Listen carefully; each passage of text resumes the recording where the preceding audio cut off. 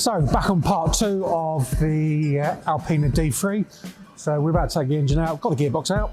One ZF gearbox, lots of trims off bits and pieces. So we're going to start taking the engine out and get it stripped down.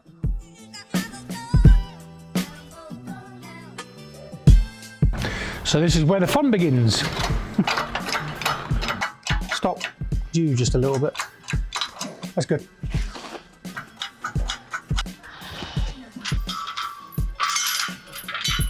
That's full of oil.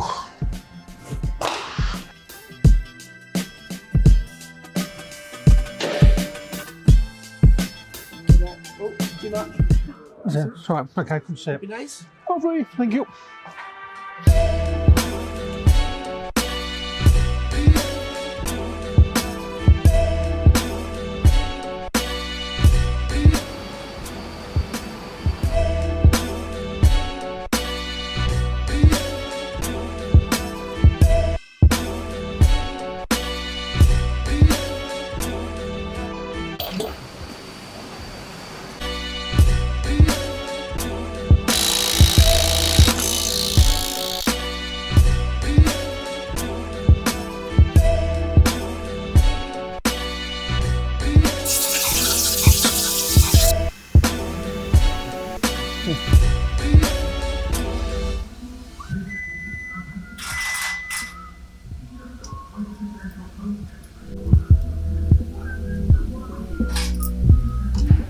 So rocker cover's on, fuel injectors are back in.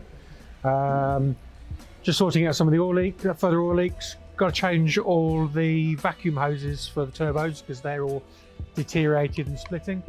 Then inlet manifold on, plug it all back together again, and we're ready to put the engine back in.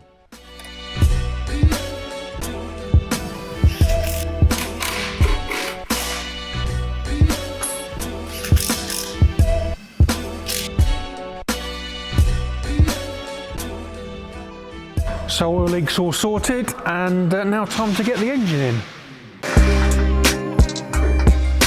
I hate these. You ready? Just need to angle those transmission pipes. Stop. Right, I've got to push it in. Okay. It's got to go a lot. Oh, we need to come up. Maybe just put one on first. So we'll put that one on first. Yeah, then we'll lift it and then twist it in. Drop it down. I wonder. Stop. Just taking some of the weight. And now, try now. We on? Yeah. We're on. See if we can move that. Ready? Yeah. Okay.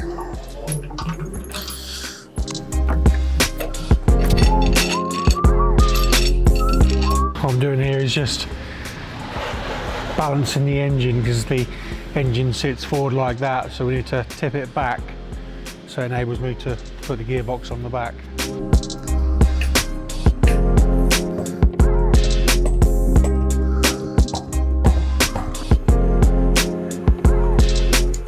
So we've got the engine back in, got the gearbox back in, got it all plumbed back in, and got oil and coolant in it. So now it's time to turn it over and start her up. Oh, nearly first on the button.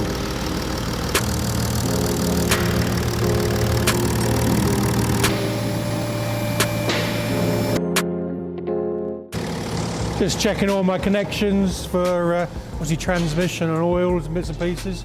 All looks good.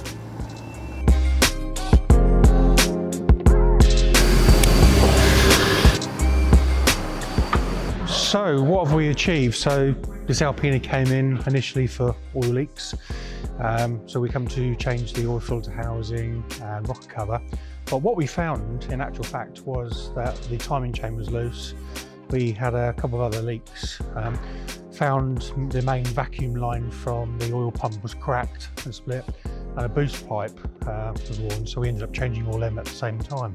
So customer's now going to get his car back. We've had a good road test with it, had it back on the ramp, and we've checked out all the, make sure there's no leaks, got all new under trays on it, Everything's been washed down, so ready for the customer.